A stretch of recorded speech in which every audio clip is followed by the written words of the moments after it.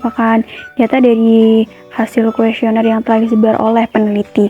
Di sini ada X1 yang merupakan varian rasa dari produk sari roti, dan kemudian ada X2 yang merupakan harga yang ditawarkan dari produk sari roti. Kemudian ada Y atau variabel terikat, di sini merupakan keputusan pembelian dari konsumen. Dan di sini data yang kita dapatkan sejumlah 64 ya. Di sini yang pertama kita akan melakukan yang namanya uji asumsi korelasi, di mana uji ini dilakukan untuk mengetahui apakah variabel bebas di sini tuh berkorelasi tinggi atau tidak. Kegiatan ini dilakukan karena merupakan salah satu hal yang harus diperiksa untuk memastikan model yang dihasilkan nantinya itu bisa dipercaya atau tidak. Kita bisa klik analyze, kemudian correlate, kemudian bifurcate. Dan di sini yang dimasukkan adalah variabel bebasnya yaitu X1 dan X2. X1 kita masukkan dulu, kemudian X2. Kemudian kita bisa mencet Spearman dan Pearson. Kemudian kita pencet OK.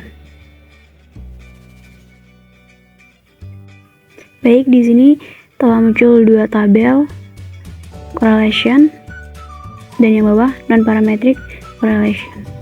Yang atas merupakan tabel Pearson, di mana X1 dan X2 menunjukkan hasil 0,454. Dan untuk X2 dan X1 sama saja 0,454. Dan untuk tabel Spearman-nya untuk X1 dan X2 yaitu 0,400 dan sama X2 dan X1 0,400. Di sini tertulis hanya 400 dan 454 karena di SPSS biasanya tuh nolnya tidak ditulis ya. Nah, jadi di sini dapat disimpulkan jika nilai Pearson dan Spearman-nya tuh di bawah 0,6 atau 0,7 ya, maka korelasinya itu rendah. Karena apabila nilai Pearson dan Spearman-nya di atas 0,6 atau 0,7, maka korelasinya itu sangat tinggi. Nah, setelah dilakukan uji asumsi korelasi dengan kesimpulan bahwa korelasi antar variabel di sini itu rendah, maka selanjutnya kita bisa melakukan yang namanya analisis regresi logistik. Kita juga bisa menggunakan data ini langsung dengan cara kita mengklik analyze, kemudian kita pencet regression, kemudian kita pencet binary logistik. Kemudian untuk variabel dependennya kita masukkan Y atau di sini merupakan keputusan pembelian konsumen, dan untuk koefisiennya merupakan X1 dan X2 atau variabel bebasnya. Kita pilih option, kemudian kita bisa centang seperti yang tertera di layar. Lalu kita pencet continue, kemudian kita pencet OK. Nah, karena SPSS digunakan oleh banyak bidang ilmu, maka dia juga menyajikan banyak sekali tabel di sini.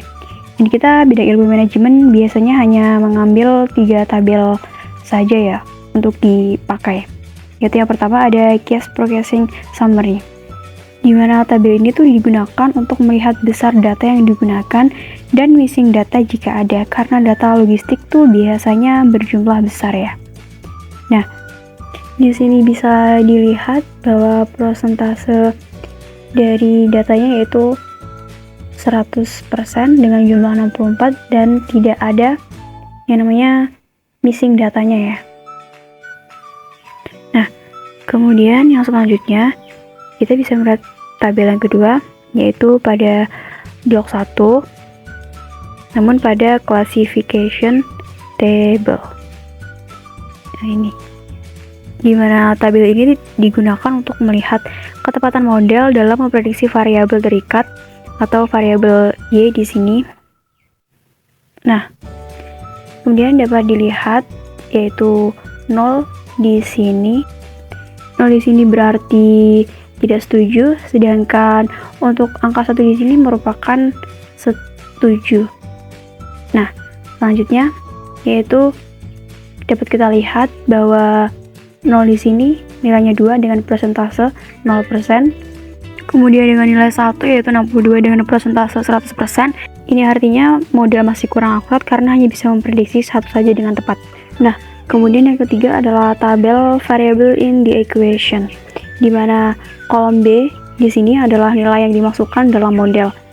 Apabila nilai negatif seperti X1, itu kemungkinan besar adalah 0 atau di sini yaitu tidak setuju.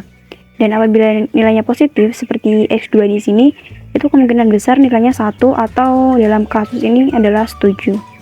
Selain itu, tabel ini juga bisa melihat variabel mana saja sih yang berpengaruh secara signifikan terhadap model yang digunakan untuk memprediksi SIK ya. Apabila nilainya semua di atas 0,05 atau 5%, maka variabel tersebut tidak mempengaruhi secara signifikan terhadap variabel terikat. Nah, di sini SIK dari model ini untuk X1-nya yaitu 0,675 dan untuk X2-nya yaitu 0,375 dan semuanya di atas 0,05, maka variabel-variabel tersebut tidak mempengaruhi secara signifikan terhadap variabel terikatnya. Baik, sekian penjelasan dari saya. Apabila ada kurangnya, saya mohon maaf. Wassalamualaikum warahmatullahi wabarakatuh. Terima kasih.